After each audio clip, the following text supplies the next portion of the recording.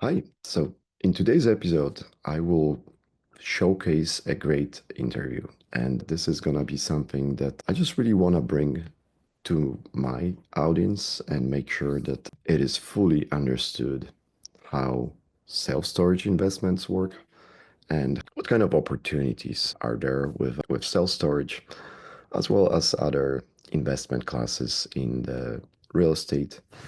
But I am strongly inviting everybody to the Grow Connection, where we really talk about business systems, as well as commitment. So that's going to be a fun story, but it is the path for a lot of entrepreneurs, a path for a lot of business owners, that up and down. And Fernando fully explains that. So let's jump into that interview. This is gonna be about the interview is about an hour. I'm probably gonna be pausing and stopping from time to time just to throw my commentary on this and really involve more individuals with the Grow Connection, with the clubs that we created. Plus, I'm really inviting business owners and individuals that want to grow their business into the Grow Connection.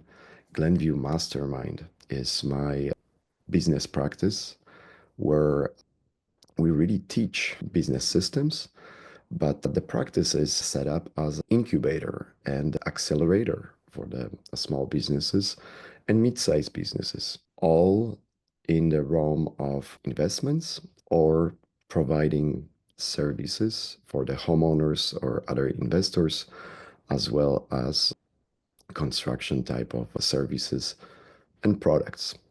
We'll be talking about the products. Most of the products are digital, but we do have a few products that are available. And probably the most prominent is the Grow with Microgreens. So this is the product that I really envision to be providing at a discount. And really the goal of it is to get community involvement in order to achieve production results. And this year, my goal is to be providing about 20% of that production to the food shelters. I really would like to grow it to the point that next year we can afford to be providing up to 50% of that food production and microgreens production to the food shelters and other areas, other businesses that can really do something great with them. I really invite you to the Grow Connection for the right business systems, right business practices. And this is the interview with Fernando Angelucci at the Crexi Podcast. And thank you all for joining us on this episode of the Crexi Podcast, an insider's look at all things commercial real estate. In this show, we cover a broad range of topics that cater both to CRE newcomers and industry leaders alike. I'm your host, Taylor Curtis, Senior Account Executive here at Crexi, and today we are thrilled to sit down with Fernando Angelucci of Self Storage Syndicated Equities. Before we dive in, a little bit about our guest. Fernando is the co-founder and president of Self Storage Syndicated Equities. As president, Fernando is involved with all aspects of the business, including overall investment strategy, investor relations, asset management, and asset analysis. Fernando is a thought leader in the self-storage industry, regularly featured at industry conferences, and has interviewed over hundreds of podcasts. Fernando earned a Bachelor of Science in Technical Systems Management from University of Illinois. Fernando, welcome to the podcast. Thanks for having me, Taylor. Of course. So I know we just covered a little bit about your background, but I would love to learn a bit more about your career path and the lessons that you learned along the way. So kind of kicking it off, how did you first get your start in commercial real estate? Yeah, it's kind of a long story. So it actually started when I was 16 years old. I read a book called Rich Dad, Poor Dad, which I'm sure many of your listeners are aware of. And that's when I really realized that there's a different way to operate and to make money.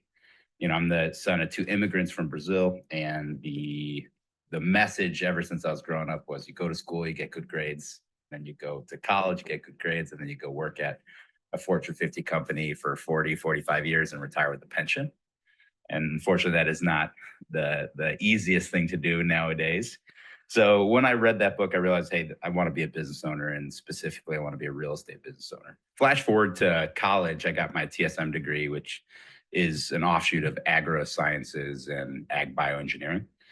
Went and worked for a Fortune 50 company. I had a pension, but very quickly I realized that it wasn't right for me. So jumped immediately into real estate investing. Started with smaller things that I could afford, single family homes, small multifamilies. And actually the way that I financed that venture was by applying to 63 or 64 credit cards in one night and getting approved for 10 or 12 of them. And then as soon as they arrived to my house, I cash advanced $97,000 off those credit cards to start my real estate investing career. So jumped in with both feet, right? Very quickly started making money, not only on the contract assignment side, but then also fixing and flipping single families and then buying and holding larger multifamily properties. And I did that for a couple of years until I started to get kind of frustrated with the status quo, especially in some of the larger cities that I was investing in, when it comes to tenants' rights versus owners' rights. Specific.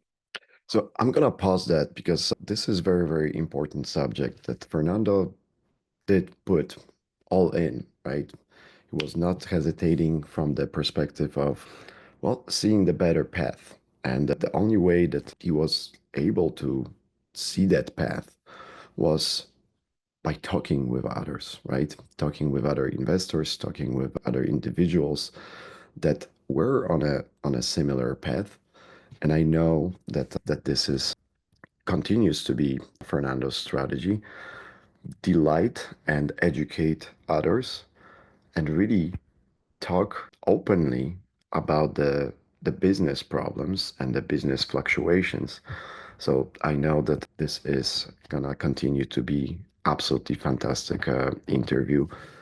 And if you or somebody else is looking for that type of mindset shift, because it is not easy to understand everything in the one video. We do have similar goals from the perspective of investments, but Fernando was definitely starting much earlier than I did. I just clearly changing my career fully right now to consultations and a business advice where I do have a practice and I can provide great information as well as really, really fantastic business systems that would help not only investors but also business owners accomplish their goals. And yeah, continue with the information over here. Particularly when the tenants were not doing what they're supposed to do, right? Not paying rent for 6, 7, 8, 9 months, getting away with it, using regular stall tactics. So one day we had a tenant that we had to accept when we bought a 6-unit facility. And it took us eight months to get her out. During that time, she racked up about $25,000 in repairs on the unit that she was in. So I said, you know what, I'm done with this. This is roughly around 2016. And we decided to completely sunset our residential or habitation-based portfolio. During that time, we had a couple of businesses running concurrently. So, single family fix and flip, multifamily fix and flip, buy and hold strategy. We ran an Airbnb company. We ran a hard money lending company that would lend capital to other fix and flippers, short-term, higher rates, higher leverage.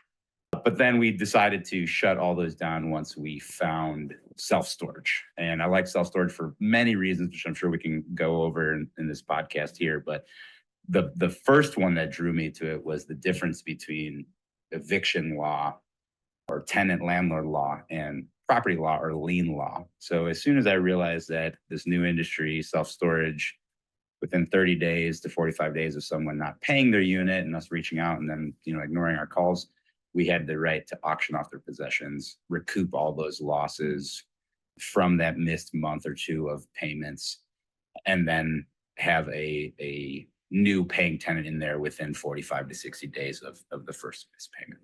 And that's how I ended up getting into what I consider commercial real estate. I know a lot of people will consider large multifamily commercial, but you're still dealing with residential tenants. And that's why I don't consider it a commercial asset.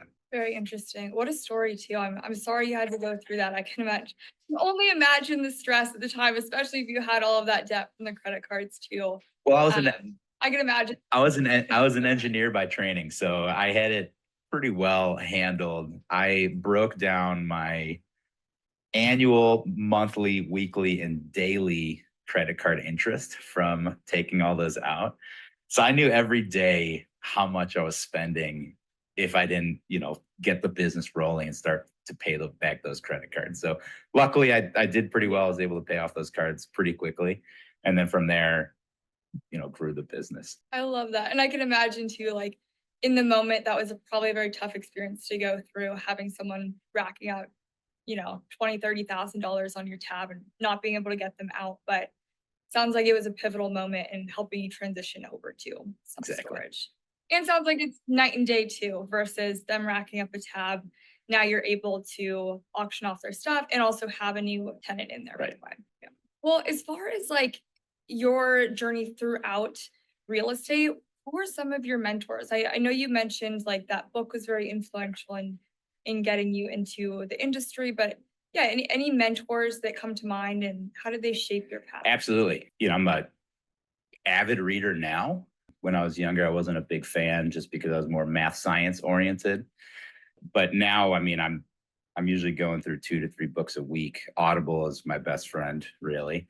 And the nice thing about books is that you can basically have a mentor for $16 to $18, especially some mentors that are worth billions and billions of dollars. So, I always look back. Robert Kiyosaki was fantastic. The books, he has 2 lines of books. His lower level, which allows you to kind of get a high overview of what the industry is like. And then he also has his advisor series, which instead of having the purple covers, the white covers, where you go really in depth on how to create entities, how to manage those entities, property management, acquisitions, marketing, what have you. From there, started looking at people that I wanted to emulate, specifically in the commercial real estate space. So Sam Zell, he has fantastic content out there.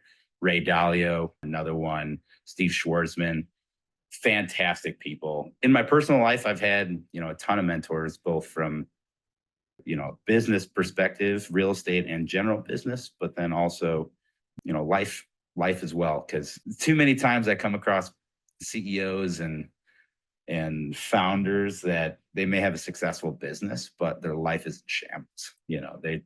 They work 90 hours a week. No one in their family wants to talk to them. They're usually pretty bitter people. So the whole point of running a business is, at least from my perspective, is to create the lifestyle that I want. Right before we started recording, I was talking about how I spent, 10 months last year traveling outside the United States. I'm going to be leaving to do kind of the same thing again in about a month. And that's all because of the way that I built my business, not only from the advice from my business mentors, but as well from kind of the life mentors. Yeah. I love that take on it too. More about using it to create the life that you want versus letting it control you. Do you have any like daily habits that you like to bake in, whether you're traveling or sedimentary for a little bit? That could be real estate related. I know you mentioned reading, or anything personal too, like meditation, anything like that kind of helps you keep that balance and stay grounded. Yeah. I got a ton. So, typically the most important things for me throughout the day, non-business related, is as soon as I wake up, I try to practice gratitude. So 3 things as soon as I wake up that I'm grateful for. And it really shifts your view on the day and the supposed problems, using air quotes here, that you have. So, sometimes they're super simple and pretty vague. Sometimes they're very, pointed. For example, today I said, I'm so glad that I have 4 limbs, right? I'm so glad that I have a roof above my head and food in a refrigerator. How many people can say that across the world? There's a lot of people that are struggling. So that puts everything else into perspective. You have a day where contractors are bugging you, and property managers aren't doing what they're supposed to be doing. And in the end of the day, it's like, you know what? I'm gonna address these issues, but I'm not gonna let them stress me out, because I mean, I'm living a pretty gifted life already. So gratitude's number one. Number two is physical fitness. So I work out 6 days a week. I find that by working out first thing in the morning, it usually gives me an additional 2 to 3 hours of productive mental capacity. I always tell people it's not about time management, it's more about energy management. So, you know, if you're constantly feeling like you're being beaten down, you start making really bad decisions when it comes to business and life. So that's another one I really like. And then reaching out to my network. I know this cliche is a cliche for a reason, but cliches are cliches for a reason. And your network is your net worth. The key though is not to constantly be hitting your network for what they can give you, but actually the opposite. What can you give them? Kind of facing the world in an abundance mentality focus. So I always like to reach out to 2-3 people a day and say, hey, what can I do to help you build your business? That's question number one. And then question number two is there anyone in my network that I can make a connection for you that will help you achieve the goals that you're looking to achieve, either in the short term or in the long term? And I found that those synergies of being a connector, adding value, it comes back 10, 100-fold. You're helping everybody out. People know you as someone that helps individuals out, and that opens a lot of doors. It opens a lot of opportunities and relationships. So, I could keep going on, but I'll stick to those couple here to start. No, I love that. It sounds like you're very grounded too. And I think being in a position where you can help others comes from a place of really being in a healthy place yourself, whether that's practicing gratitude and staying physically healthy, then that way you can help others. Cool. Well, moving on, I know you mentioned you've been traveling quite a bit. You have some travel coming up. Can you share with the listeners, I guess, where that path has been recently for you and where you're headed? Yeah. So, like we mentioned before, I love to read. I probably have over 200 books on my Audible right now. Very early on, when I was still a teenager, I started to read Tim Ferriss's books. Very interesting, starting off with the 4-Hour Work Week, and then going through the 4-Hour Body, 4-Hour Chef, and then Tribe of Mentors and some of his other books. In one of those books, he alluded to a book called Vagabonding, the Forgotten Art of Long-Term Travel by Rolf Potts. And I read that book, and it was super interesting to me how the premise is that everyone waits until they're old and their body is decrepit to then go travel when they have no energy, as opposed to, scheduling travel in on a consistent basis throughout your life. And not just, when I say travel, I don't mean a vacation, 2-3 weeks. I'm talking about travel, 6 months, 12 months, 18 months. And I said, you know what, I want to do this. I want to create a business that allows me this freedom, which in turn I found brings a lot of productivity back to the business. Because when you're constantly burnt out, you're in a very reactionary mode as opposed to proactive about how your business is running and what directions it's going. And what I found is because of, this amazing digital age that we live in, I can run my entire business as long as I have a reasonable internet connection, right? So when I read that book 5 years ago, I said, you know what, or I guess now 6 years ago, I said, I'm gonna make a commitment to myself that I'm gonna build my business around this. And then a couple of years passed by, and I read it again, and I just looked at myself in disgust, and I was like, I made a commitment to myself, and here I am still. I think it was like February in Chicago. There was like 3 feet of snow outside. It was negative 20 degrees. They had something called like a bomb cyclone going over the city. So the wind chills were insane. And I said, let's get real about this. So that's when I decided to really put on overdrive my hiring and my processes and procedures that allowed me to build a business where I could work remote. And like I said before, there's a difference between travel and vacation. Vacation, you're not working at all. And you're trying to pack as much stuff as you can into 2 weeks. With travel, I worked my same schedule, but instead of working in Chicago, I'm working in Brazil or Portugal or Spain or France or Ireland or Scotland, Argentina, Mexico. It doesn't matter, right? So that was the real precipice of why I started doing this. And then, like I mentioned before, what I found is when you have the ability to kind of unplug, you become more efficient, especially out of necessity. If somebody wants to have a 3-hour lunch meeting that may not go anywhere, and I can email back saying, I would love to do that. Unfortunately, 3,000 miles away. So how about let's you know send a quick email agenda of what you'd like to talk about on a phone call, and I'll see if we align, and I maybe even be able to answer all your questions, or even my assistant answer all your questions from that email, and then never have the need to meet, especially if it's something that we find it's not mutually beneficial, or there's no way that we can help each other out. So it's been a super interesting journey. I can imagine. I feel like I'm the same way. I haven't had the pleasure of working remote like you for that long, but I do know when I have a trip coming up or there's something I'm excited about and I also have a deadline with work, I'm much more incentivized to get that done sooner versus feeling like, okay, there's no sort of immediate press on that. I can kind of drag that out as much as That's I right. need to. So it sounds like it all goes back to just being happy and doing what Right. aligns with your life. Were there any, I mean, it sounds like you've managed it really well, but were there any surprising challenges, especially working with a team that's probably mostly based in the US? So some of the challenges that we do face, or we have faced when working with a staff that is truly around the globe, is differences in time zones. So when I was spending time in Brazil, I was 3 hours ahead of Central Time. Then when I was in Europe, I was 6 or 7 hours ahead of Central Time. And then we have, staff in the Philippines that it's almost a complete switch where our daytime is their nighttime, and et cetera.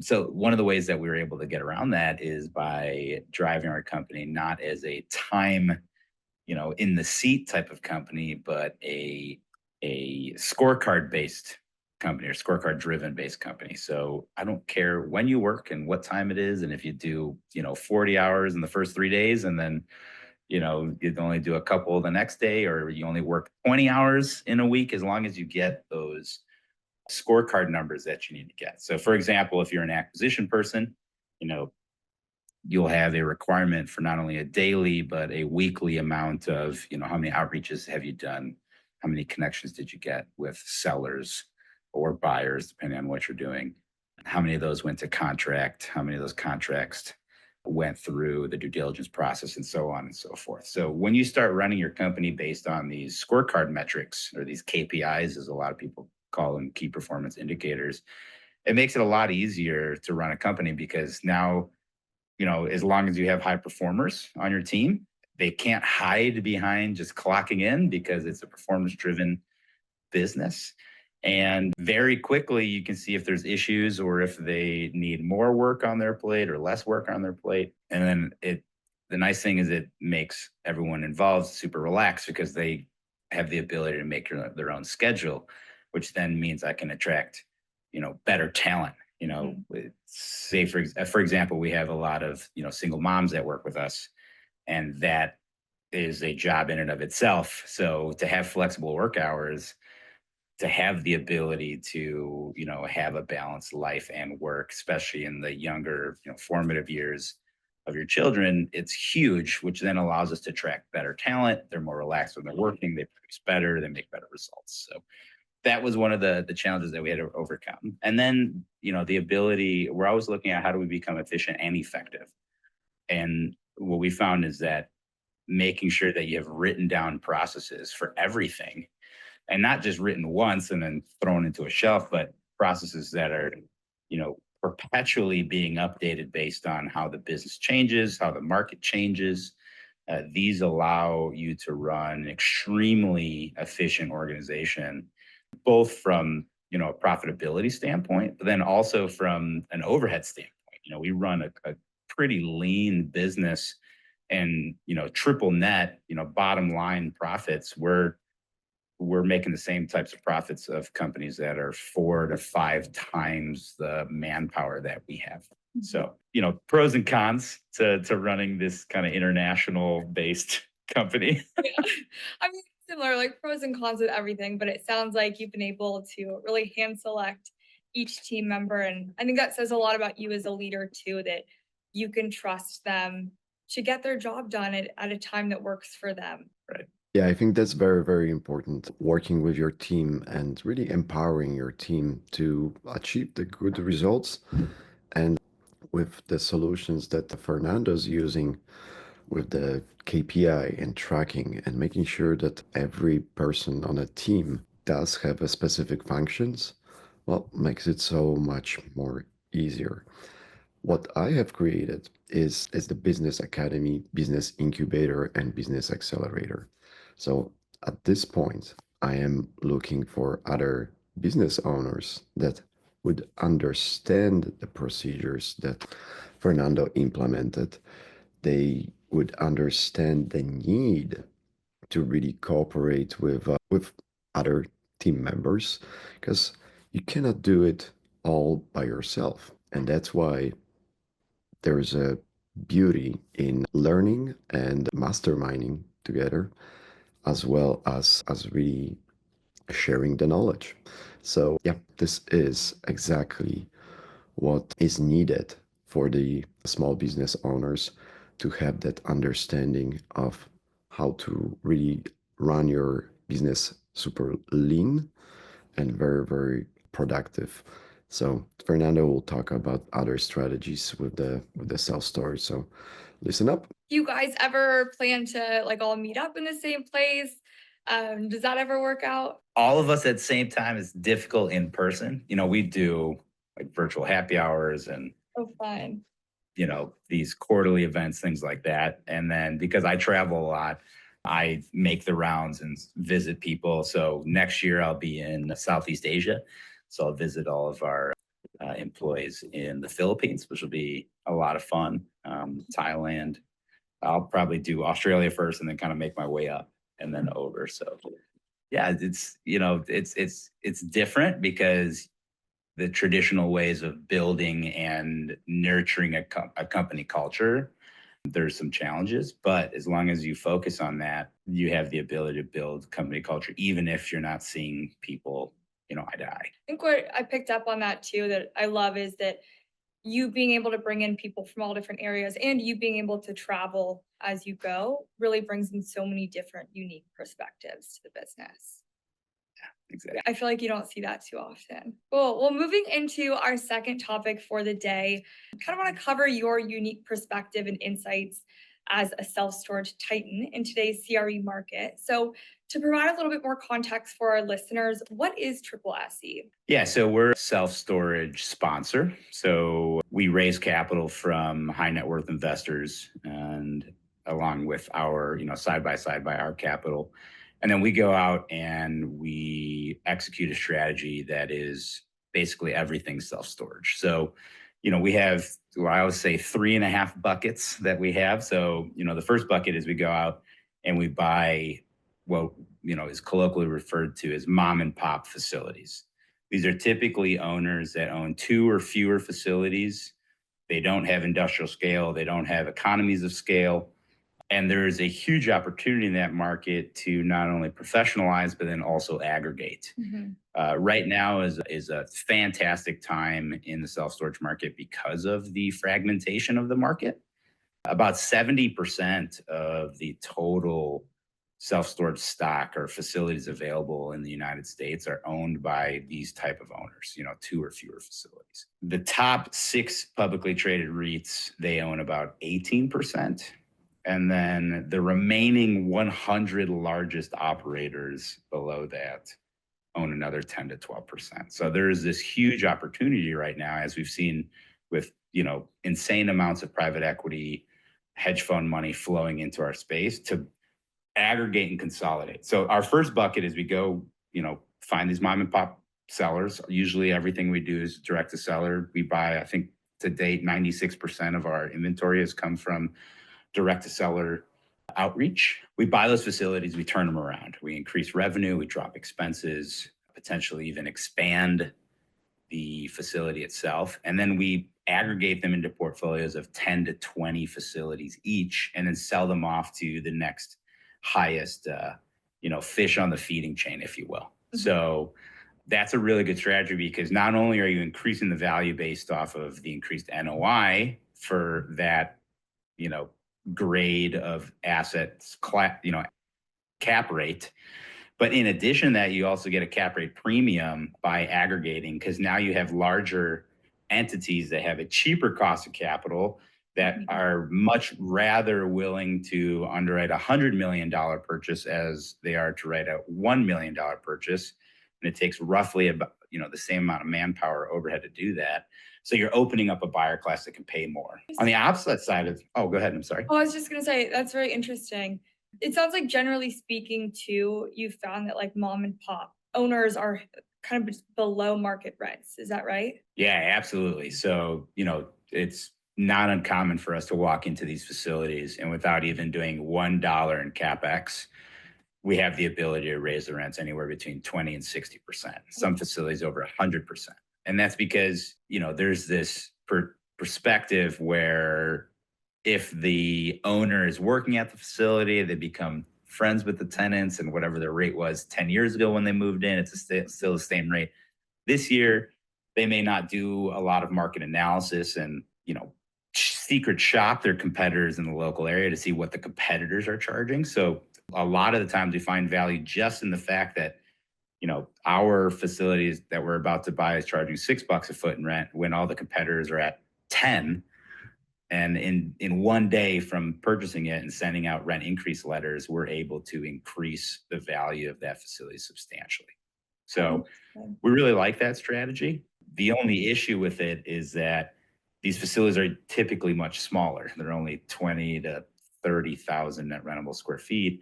That makes it very difficult to achieve our 10-year goal, which is to become a top 20 operator in the country with, roughly 8 to 10 million net rentable square feet. So what we decided to do to augment this side of our business is to build Class A REIT grade ground up construction, buying land, typically 4 to 10 acres, 4 to 20 acres, and putting up a Class A facility that may be 80, 100, or 120,000 net rentable square feet. So basically doing the equivalent of 5 or 6 of those mom and pop facilities all at once. And, obviously the prices are different. Our mom and pop stuff's usually 1 to 2 million, 1 to 3 million. Maybe if there's an expansion component, there's another $1 million or $2 million on top of that. Our ground up development deals, they start at roughly 16 million and go up from there. So the ability to reach that kind of critical mass, which will allow us in 10 years to, instead of selling off individual facilities, allow us to sell off an entire brand or entire company, like we've seen recently in the industry with, Extra Space buying Life Storage, or Public buying Simply. These type of deals that are huge deals where the premium on the assets in the underlying portfolio is massive, because they're also getting that business goodwill from buying the brand as well.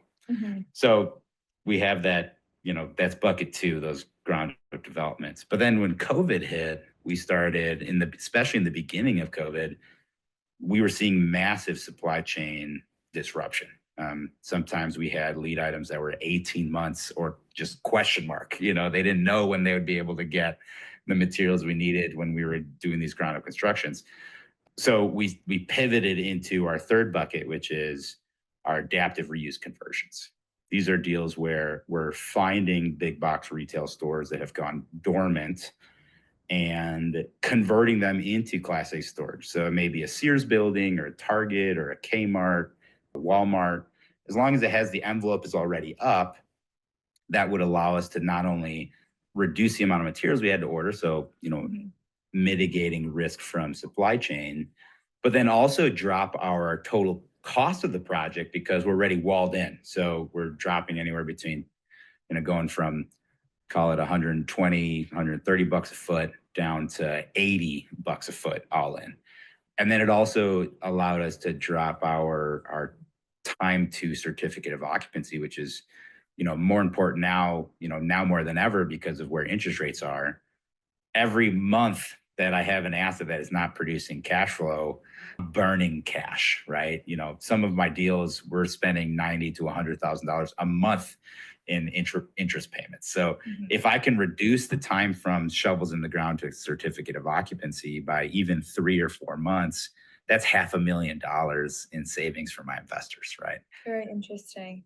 I know you talk a little bit about that shift during COVID, especially with the cost of materials skyrocketed and how that affected ground up development, and how you guys specifically pivoted from that to retail that you're converting into self-storage.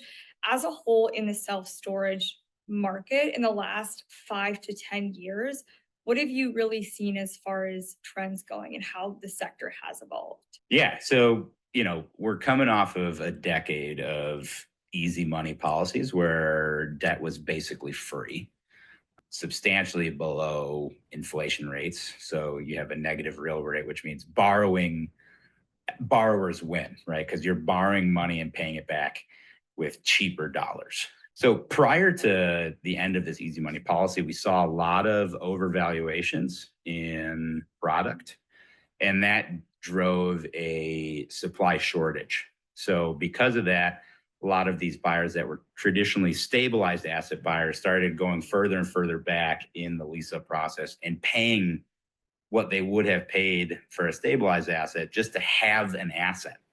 We're seeing the same thing in the residential market right now. So, call it 24 months ago, 18 to 24 months ago, there was just a lot of easy money chasing projects that weren't the best projects. If those investors were lucky and they put their projects on fixed rates, they'd still have time to weather through this current storm that we're going through. But if they didn't, we're seeing a lot of issues, not only in the storage market, but just in the real estate market as a whole, across all commercial real estate. You see the amount of debt that is coming due in the next 18 to 24 months. And those investors are not going to be able to refinance those projects without coming to the table with a substantial amount of capital. It's going to cause an opportunity for those that are sitting on large cash stockpiles to buy deals below the cost to build them. That's typically one of our strategies, especially on the mom and pop side. Actually, something I learned from Sam Zell's book. When valuations are crazy, you're always safe by buying assets below replacement cost or the cost to build. Nowadays, so because of that, it was difficult to find deals based on open markets if you went through a broker. If you were buying off market, it was still easy to find deals. It was easy to finance deals because everything cash flowed.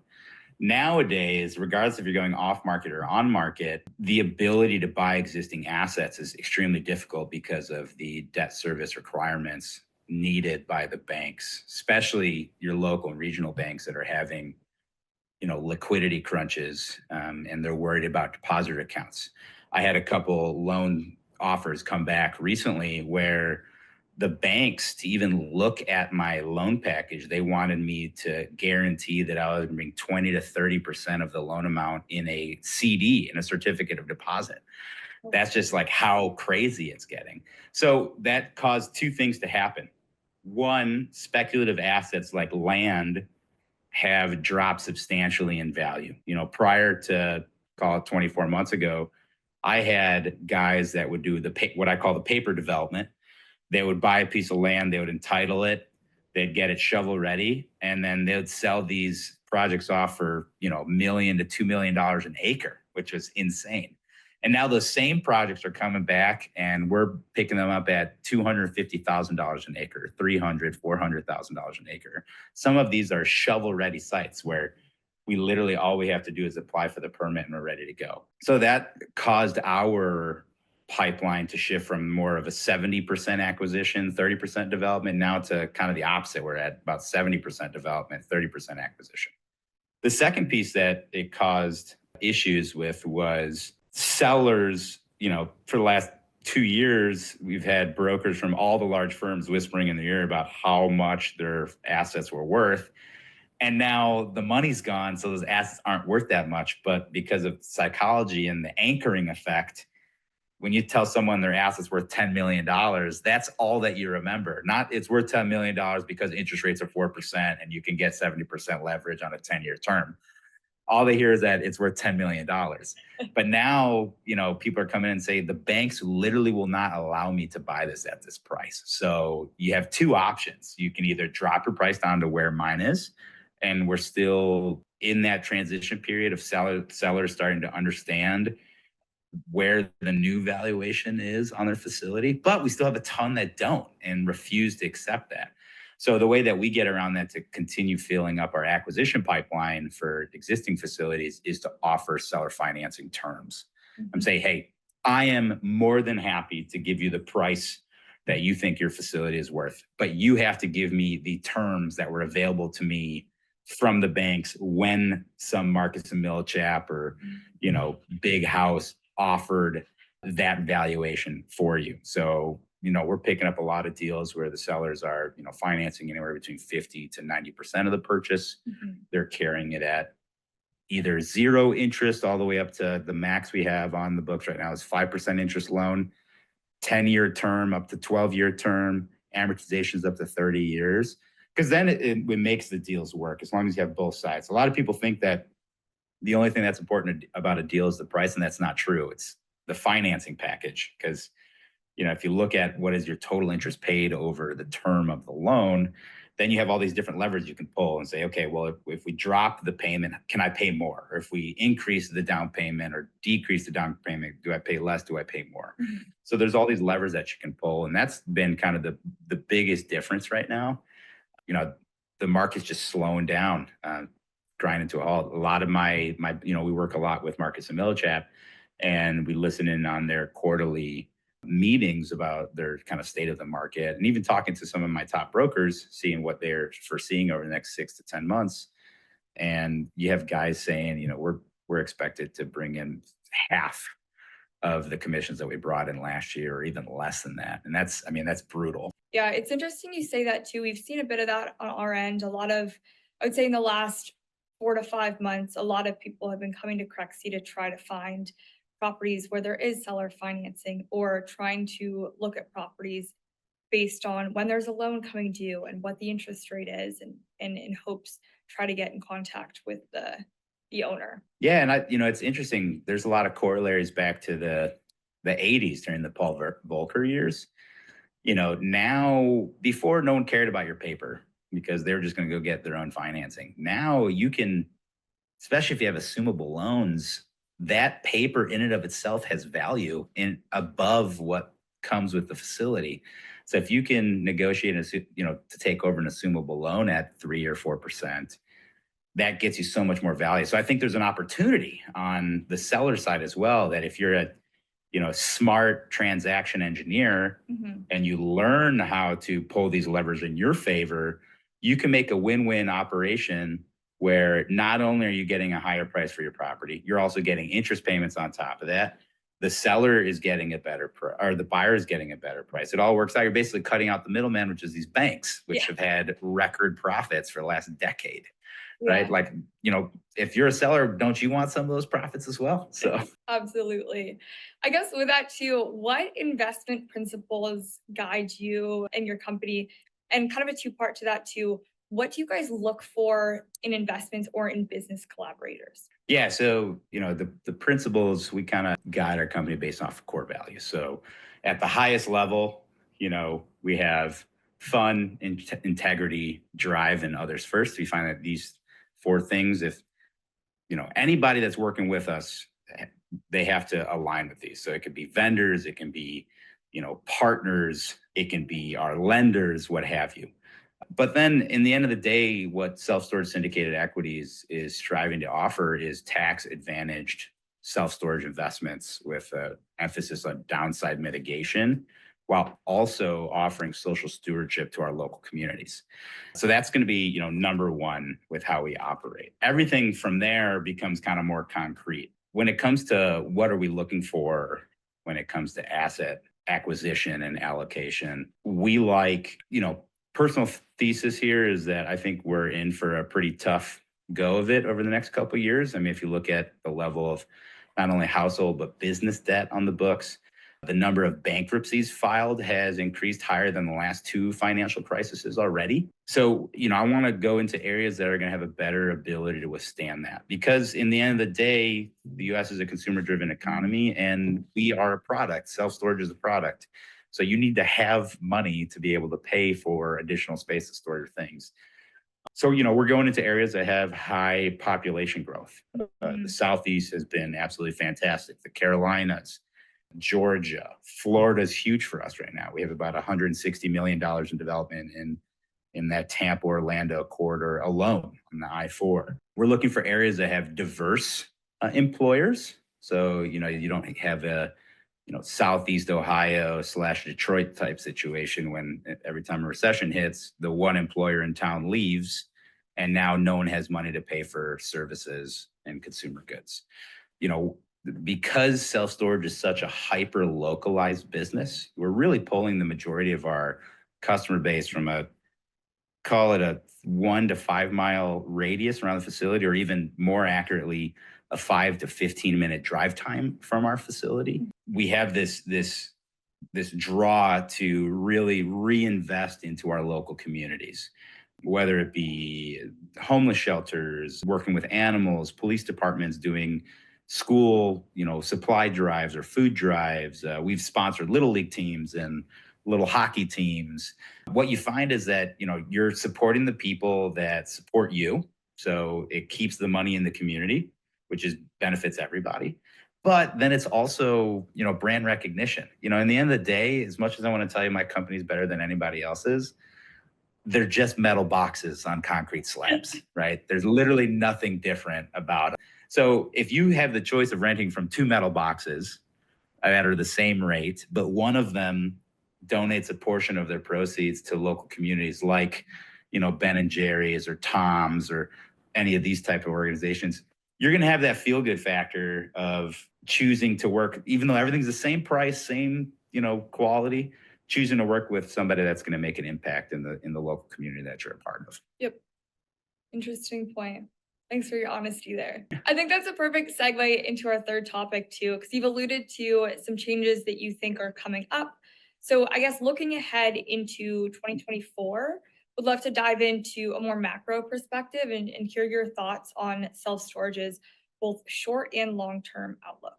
Yeah. So, when we talk about macroeconomics and outlook, I think it's important to even step back further than self-storage and even real estate. Just look at, global macro trends and, geopolitical action. So COVID, we saw this massive breakdown in this concept of just-in-time supply chain. And that's causing a lot of increased cost and a lot of uncertainty, which investors hate, right? So, I see this trend continue for the next at least 10 years of this deglobalization, where we're going to have to go through a lot of tough times while we friendshore, onshore critical industries that are important to the development of our nation or, whichever nation you're a part of.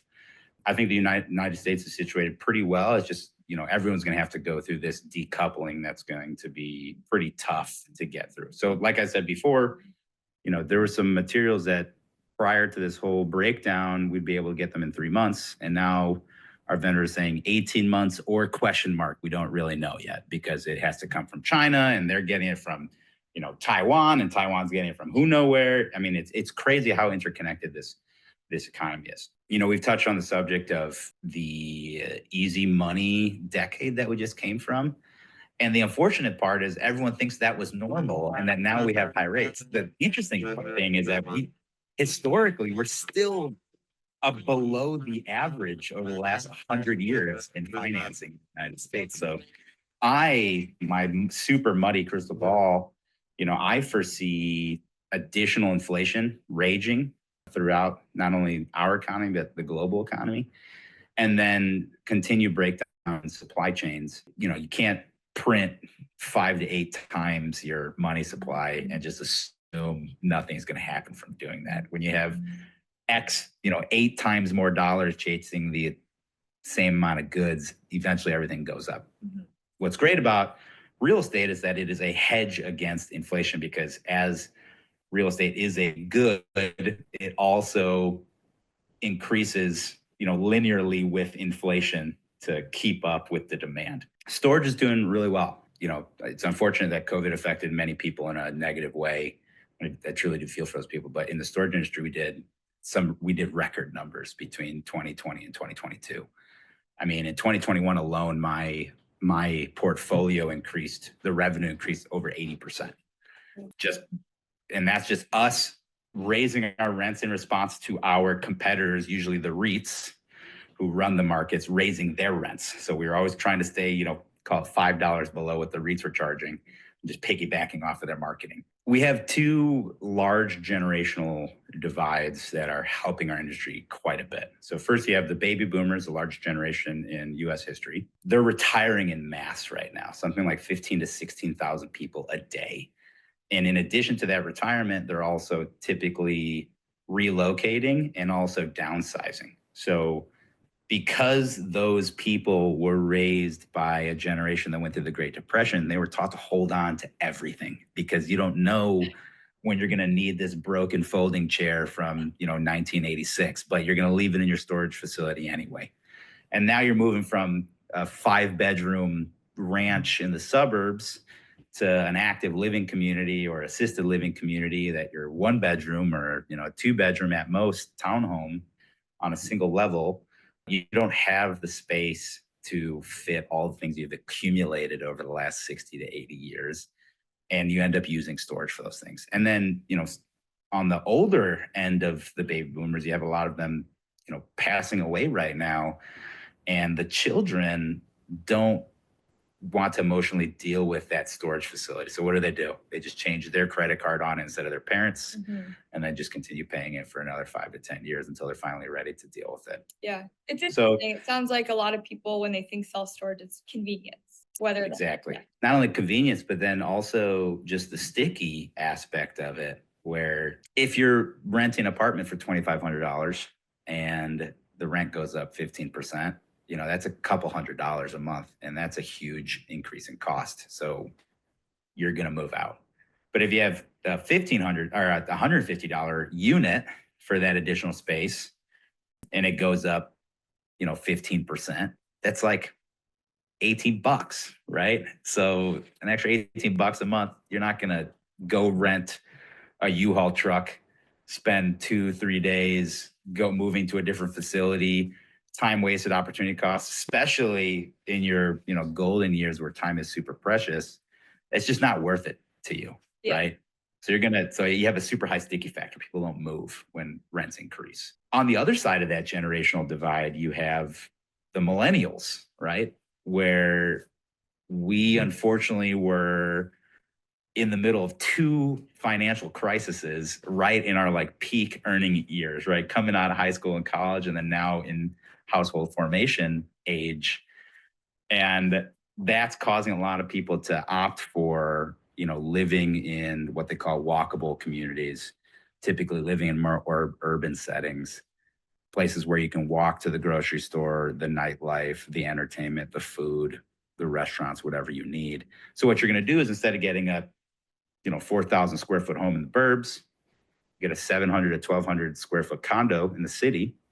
And then you use storage as an additional closet or a second or third closet, because the cost per foot for that storage versus the cost per foot living in an urban environment, the disparity is massive. So, maybe you leave all your winter clothes in there, or your summer clothes, or your bikes or kayaks or toys, whatever you have. So, and the millennials are the second largest, generation. So anytime you follow the large generations, they have spending power, and they're looking for services and activities that, help them live the lifestyle that they're looking for. Yep. Makes sense. It's such an interesting point too, because we're based in Los Angeles. We live on the west side. So I know so many people too that have a small apartment and get a storage unit just to house that extra stuff, because it ends up being more economical. Absolutely.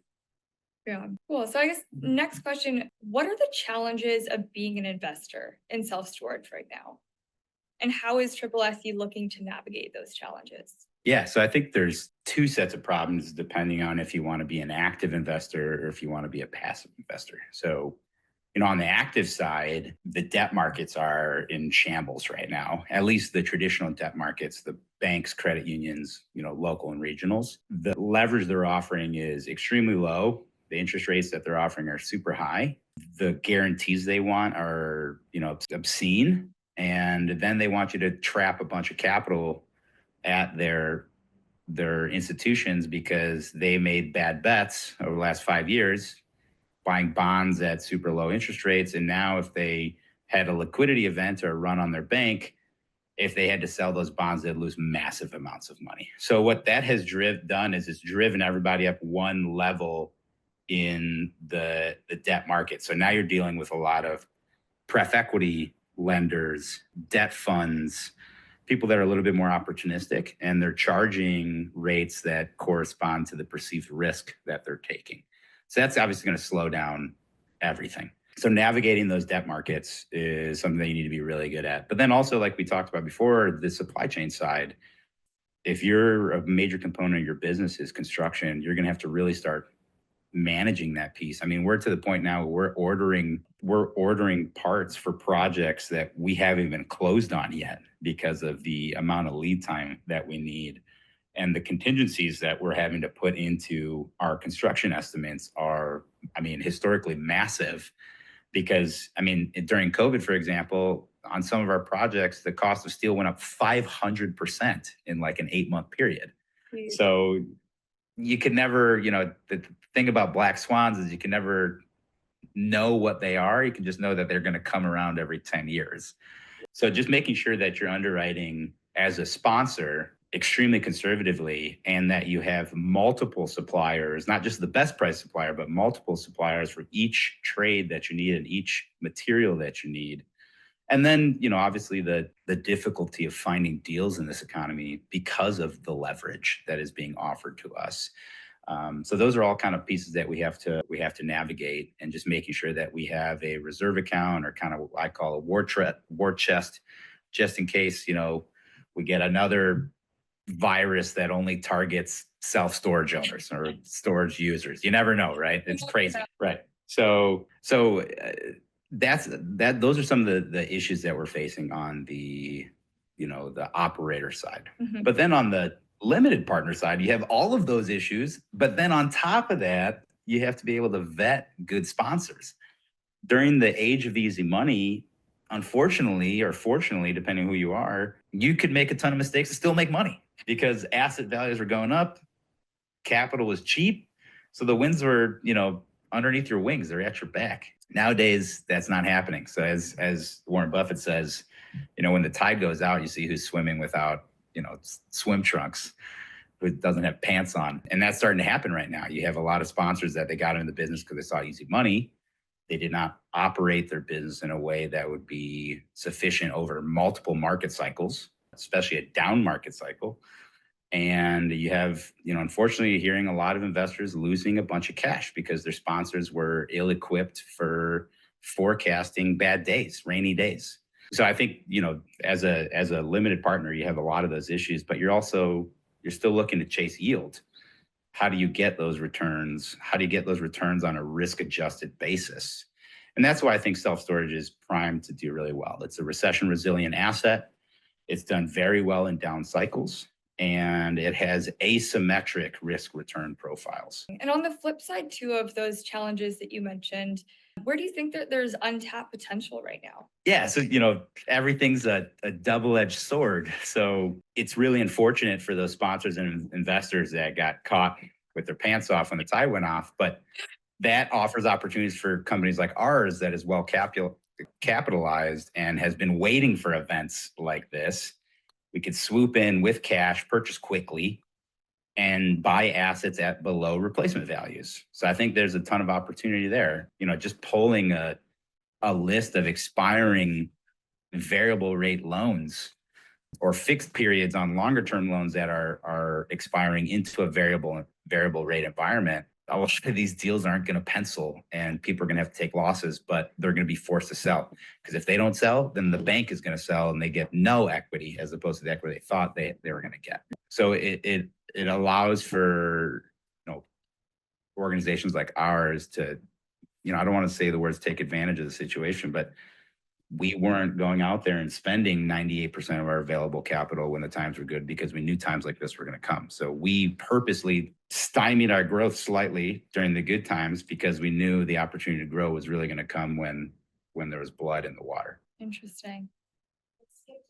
Okay. Okay. All right. So I know that they're going to hit Fernando with a few other questions over here.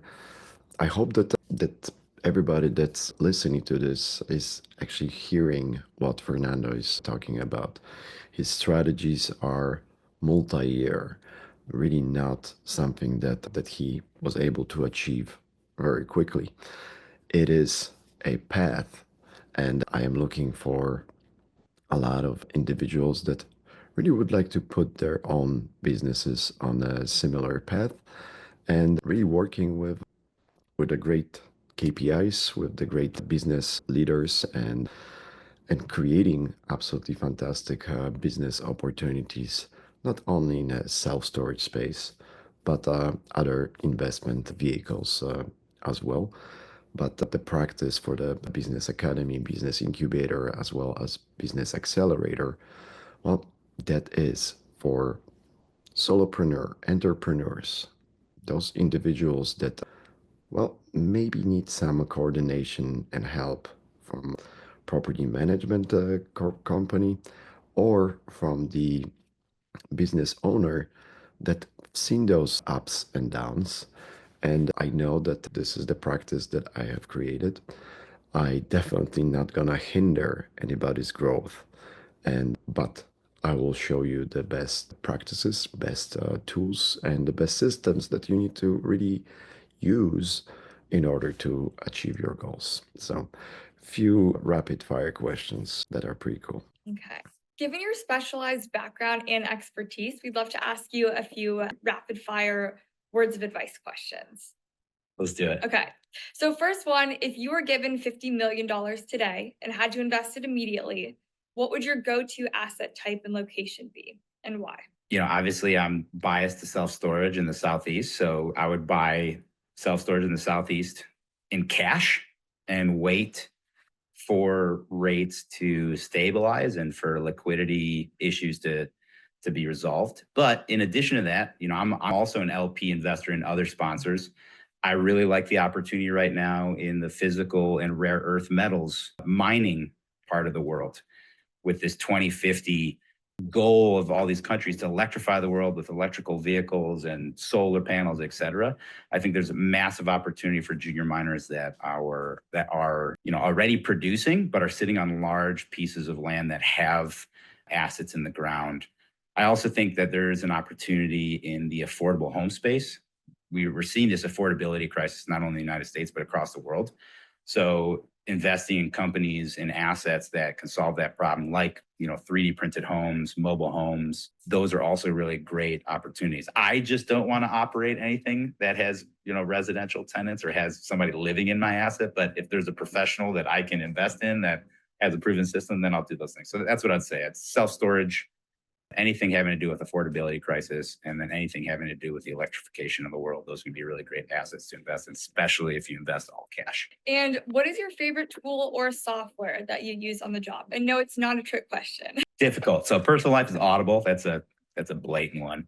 Business life, I really like process management and task management tools. So, Asana, Monday, those types of tasks are really good for running your business and running them with kind of an operating system in place. Other than that, any type of tool that allows you to get data quickly. So Yardi, Crexi, Radius, Esri, these are all fantastic tools to use if you're in our space. Sure.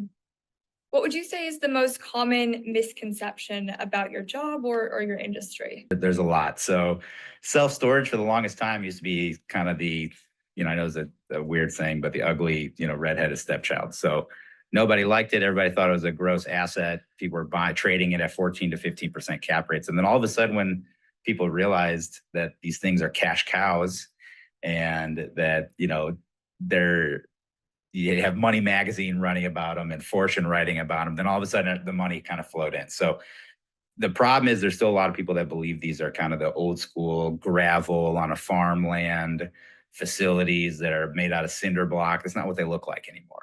These things are multi-story Class A facilities that look like beautiful office buildings.